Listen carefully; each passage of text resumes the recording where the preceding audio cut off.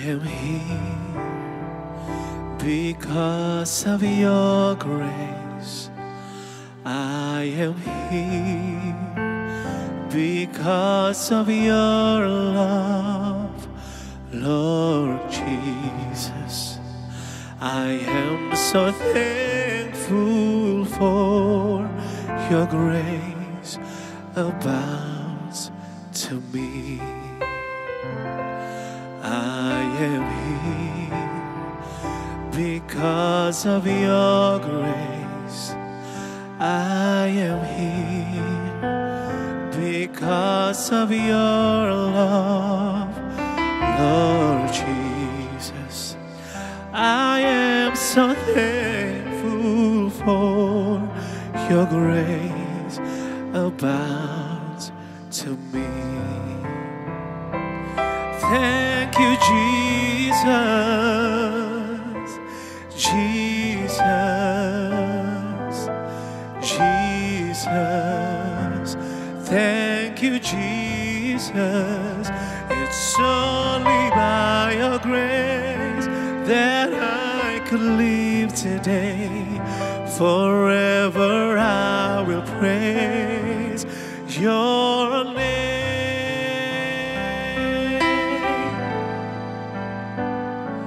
Ku ada sebab anugerahmu, ku ada karena kasih-Mu, Tuhan Yesus.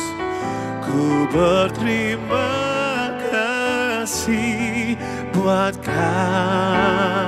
kasih rahmat-Mu. Terima kasih Yesus, Yesus. Terima kasih, hanya anugerah-Mu buat hidupku sekarang. Ku kan memuji-Mu selamanya. Terima kasih Tuhan Yesus, Yesus. Terima kasih, hanya anugerah-Mu buat hidupku sekarang. Ku kan memuji-Mu selamanya.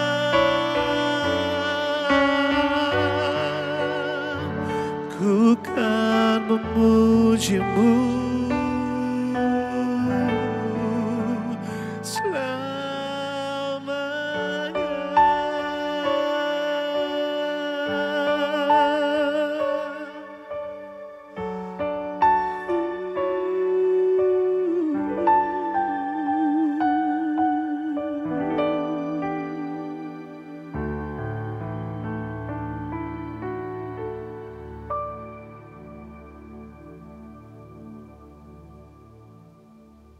Selamat datang di channel Roti Manis. Masih bersama dengan saya Marsha Manopo, dan kita masih terus membahas tentang rasa aman. Dan sekarang ini udah bagian ketiga. Jadi kalau saudara belum nonton episode-episode sebelumnya, please ditonton part 1, part 2, dan sekarang part 3. Oke, setelah Paulus mengajarkan untuk kita supaya berdoa dan mengucap syukur.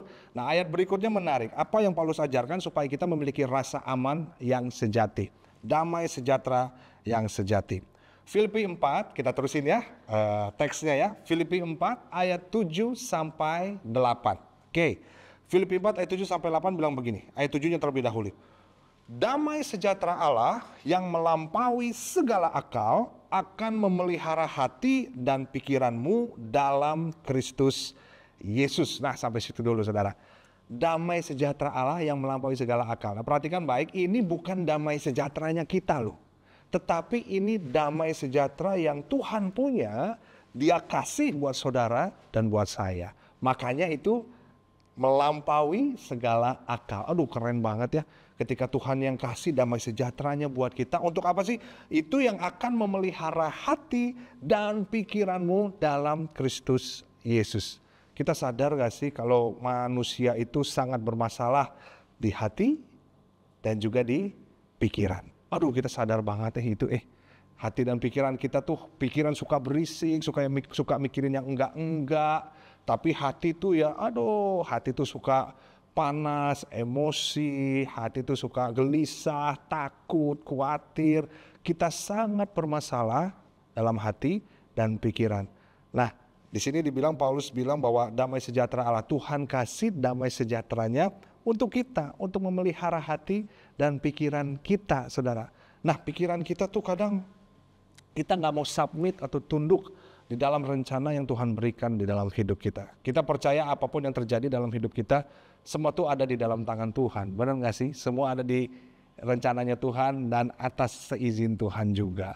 Nah, terkadang pikiran kita tuh udah mikir yang enggak, Tuhan jahat nih sama gue nih. Tuhan gak sayang sama saya. Tuhan gak peduli nih, aduh gimana ya. Dan pada akhirnya hati kita mulai gelisah, hati kita mulai takut. Dan akhirnya anxiety terjadi, mulai kena mental dan lain sebagainya. Karena kita merasa Tuhan jahat dan lain sebagainya. Nah, ini sebabnya kita perlu mengerti bahwa indah sekali apa yang Paulus bilang. Waktu kamu lagi dalam keadaan yang gak enak, dalam situasi yang gak baik, Tuhan tuh kasih damai sejahteranya loh untuk kita loh. Yuk kita pikirkan itu, memelihara hati dan pikiranmu dalam Kristus Yesus. Dan ayat 8 bilang begini, jadi akhirnya saudara-saudara, semua yang benar, semua yang mulia, semua yang adil, semua yang suci, semua yang manis, semua yang sedap didengar, semua yang disebut kebajikan dan patut dipuji, pikirkanlah semuanya itu. Nah, yang kedua yang Paulus mau ajarin untuk kita supaya kita memiliki rasa aman yang sejati, damai sejahtera yang sejati. Yang kedua adalah menjaga pikiran, menguasai pikiran. Right, yuk kita lihat sama-sama tadi. Setelah Tuhan kasih damai sejahteranya dia untuk memelihara hati dan pikiran dalam Kristus Yesus, ayat 8. Jadi intinya gini, dia bilang gitu. Jadi akhirnya saudara-saudara, semua yang benar, pertanyaannya, yang benar tuh siapa sih? Cuman Tuhan kan, dia adalah kebenaran yang absolut. Tuhan Yesus adalah kebenaran yang absolut buat kita. Semua yang mulia, siapa yang mulia? Oh, hanya Tuhan kita yang mulia.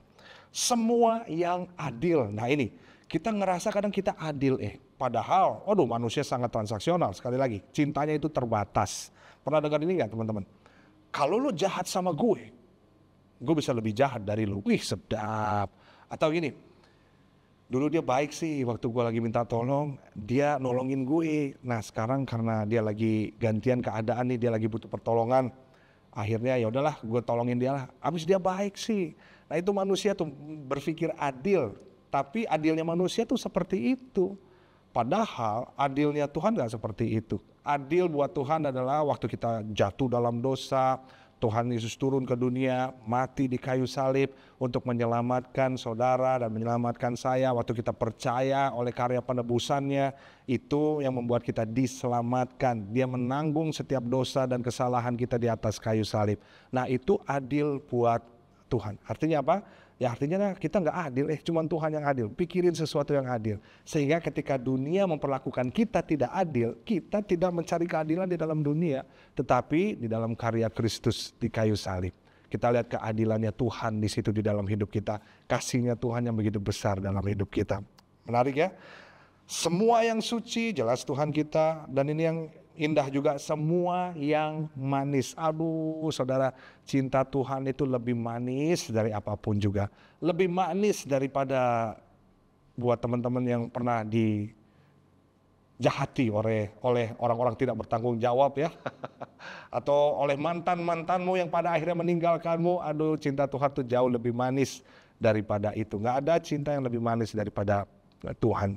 Dan gua pernah waktu itu cobain satu durian yang enak banget gitu ya, musangking namanya. Saudara pernah cobain musangking? Aduh, waktu itu saya nggak tahu musangking itu rasanya seperti apa. Tapi ya saudara, waktu itu saya pelayanan, ada satu jemaat yang dia punya musangking. Akhirnya dia bilang, "Pak, kita buka aja musangkingnya apa?" Waduh, dalam hati jamah mereka, darah Yesus. Dan dia mengakui, "Kita punya musangking 2 kan Pak?" Waduh, dalam hati, "Jangan tahan-tahan, lepaskan berkat."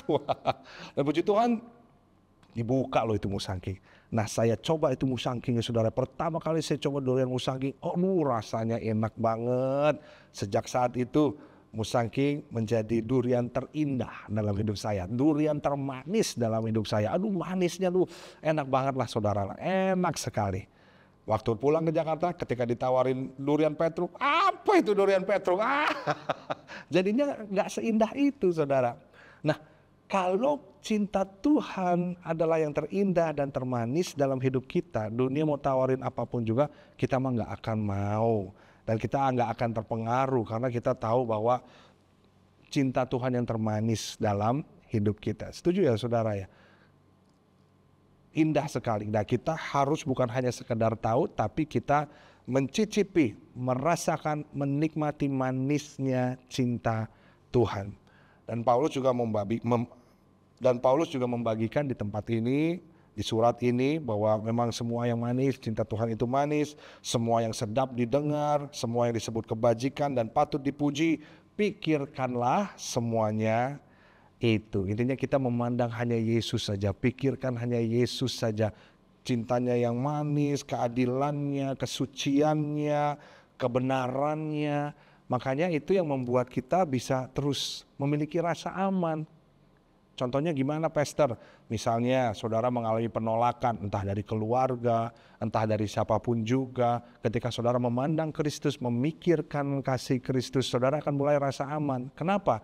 Karena kita bisa melihat Kristus, dia mengalami penolakan yang besar.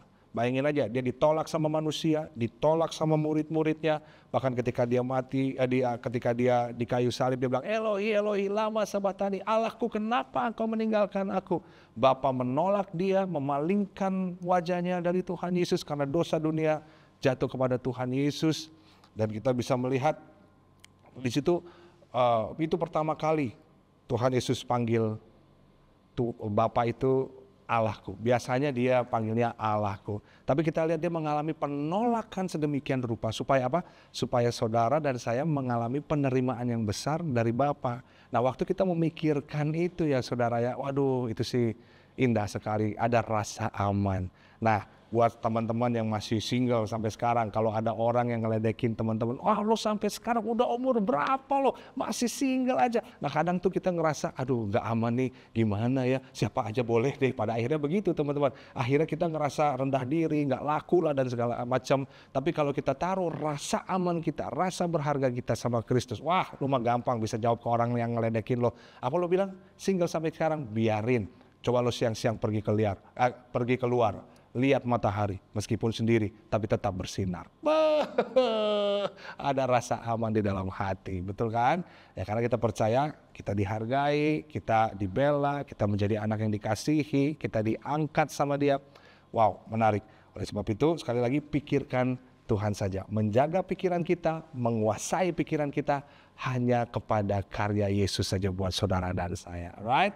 Nah, jangan kemana-mana karena kita akan lanjutin lagi ke part yang terakhir, right? Sampai ketemu di episode Roti Manis berikutnya. God bless.